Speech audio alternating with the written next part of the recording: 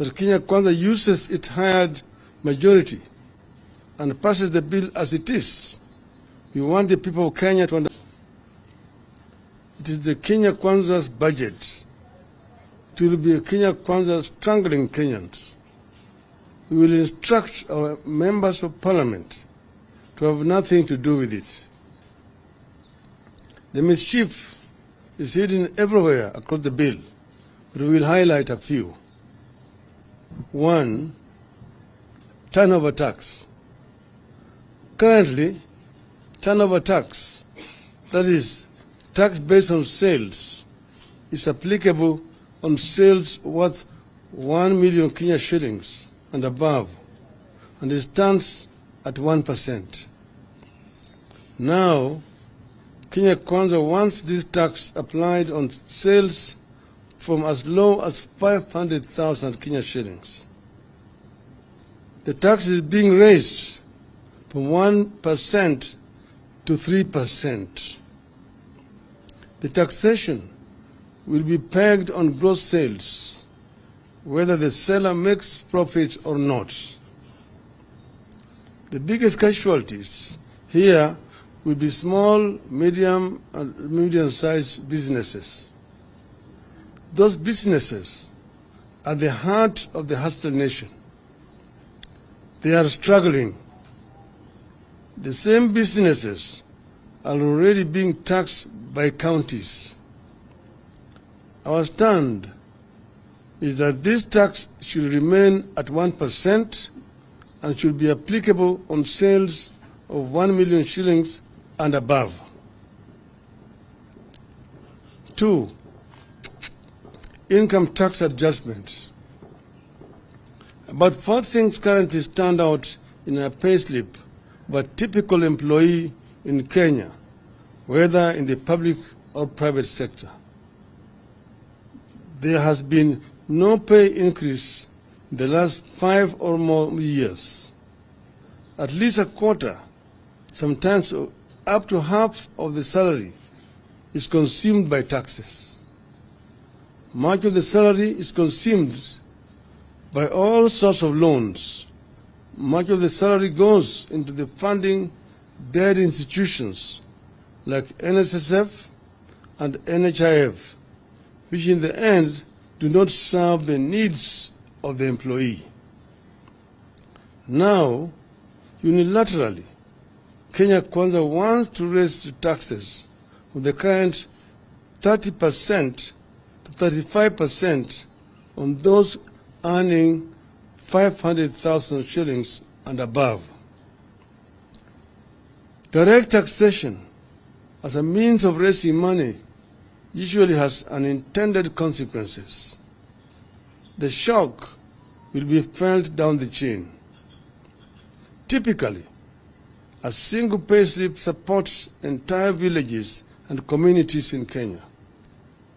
As Kenya Kwanza reduces availability of local disposable income, it is inadvertently reducing local demand for goods and services.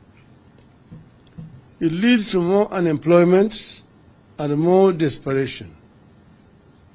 We will be instructing our members of parliament to post this bill's proposals. 3. Housing fund. Unilaterally, Kenya Kwanza wants to deduct 3% of basic salaries to finance affordable housing scheme. How the regime arrived at 3% and not 1 or 2, nobody knows. In an economy where employees are already faced with reduced income due to high costs of goods, we find the introduction of this new tax irrational. It further reduces the amount of disposable income available to the economy. We find it curious that while not everyone is qualified for the proposed affordable housing regime, everyone is expected to pay. This is illegal borrowing. According to the bill, those who do not qualify for affordable houses will have their monies refunded or transferred to the beneficiaries after 7 years. There is no mention of interest accrued on the money. You're borrowing money without paying interest. It is not clear why an employee who does not need a house would have his or her money tied up in a housing scheme when he or she would wish to spend it on farming or just feeding the family. There's also no guarantee that the housing scheme will work where schemes like NSSF and NHIF have been crippled by corruption. We need a review. 4, attack on digital economy. After being attacked through turnover tax, the youth who have tried to find themselves jobs by using their creative talents in the digital space are being targeted through digital content monetization. From paying zero tax currently, a creative youth who creates a digital platform or content will now be required to pay 15% tax. As a country, we will be killing innovation and leaving our youth with too few options, if any. We will not support this proposal. 5, tax appeals tribunal. A proposal is being made that in the event of a business or an individual who has a dispute with the Kenya Revenue Authority over tax owed, that individual or company will be required to deposit 20% of the disputed amount with the KRA before the matter can be heard by the Tax Appeals Tribunal. This is another aspect of illegal borrowing by the regime. It is open to abuse by rogue KRA officers. It will affect cash flow of companies. We oppose it. 6, taxation of reimbursements, that is per diem.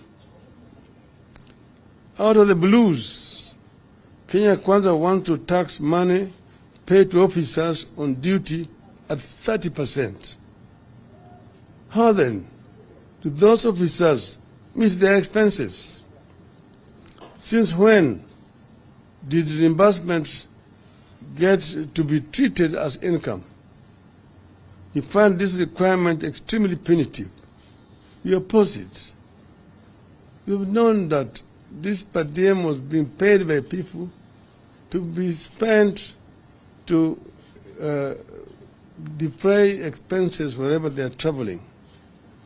And those costs, the cost of living in those countries has already been worked out by the government.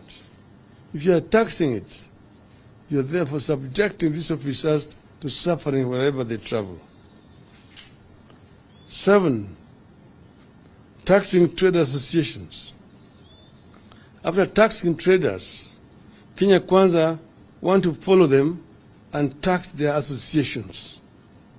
Associations whose duty is to fight for the welfare of members will now be deemed to be carrying out business and be taxed on gross receipts, which will be deemed as income. This is a double jeopardy that will affect the welfare of businesses in the country. We oppose it. 8, enhanced VAT payments.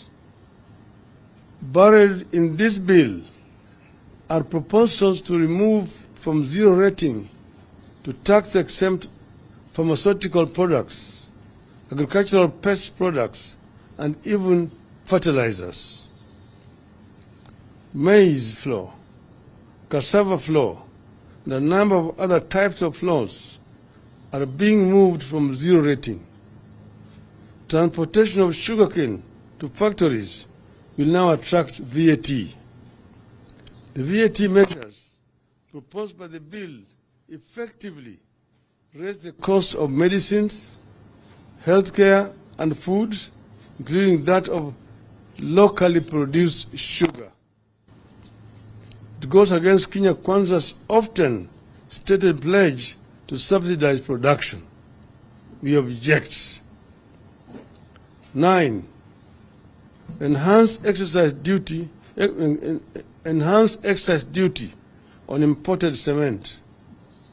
Kenya Kwanza wants to raise duty on imported cement. It will be a signal for local producers to raise their prices. This will impact the local construction industry, which is currently the main driver for job creation in Kenya. 10. Tax on beauty products.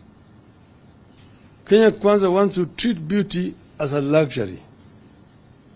Beauty products such as wigs, false beards, eyelashes, human hair, artificial nails, among others, will see their taxes rise from shillings 0.6 to shillings 25 per stamp, 2.5 per stamp. This is a 316% hike.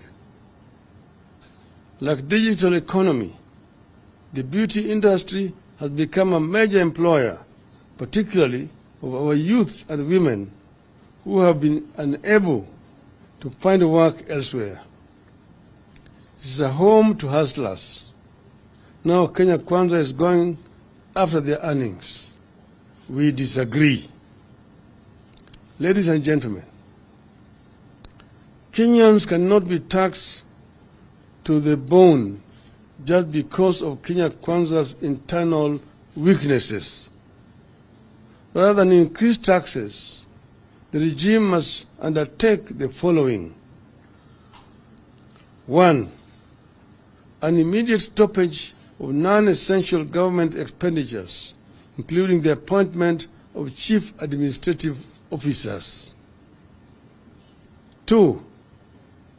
Reduction in size of government, excess cabinet secretaries, principal secretaries, directorates, advisors, aides, departments, and castes are gobbling up finances for the no good value for money.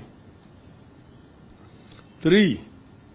Abolish money being spent on political operations that are disguised as relief food distribution or fundraisers. It makes no sense at all for a Kenya Kwanza operative to spend 20 million shillings on a chopper to distribute 1 million worth of food. It makes no sense for a principal secretary to spend 10 million shillings on a chopper to deliver 200,000 shillings at a fundraiser. This madness must stop in the interest of austerity. 4. Domestic and international travel, conferences, workshops, and training must be reduced, and they should be held in the offices. Those who are working in Nairobi should hold their meetings in Nairobi, including members of parliament. Parliament has got enough offices, a facility for members, committees to meet. There's no need to transport members of parliament to go and meet in Mombasa. The same thing applies to members of the county assembly. 5. Freeze ministerial out-of-station allowances, ministerial house allowances, and domestic allowances for cabinet and principal secretaries. 6. End corruption and theft of public funds. Kenyans can't and won't tighten their belts any further. They have had enough. Their next available course of action is to force Kenya Kwanza to tighten its belt or force it out. End of the statement.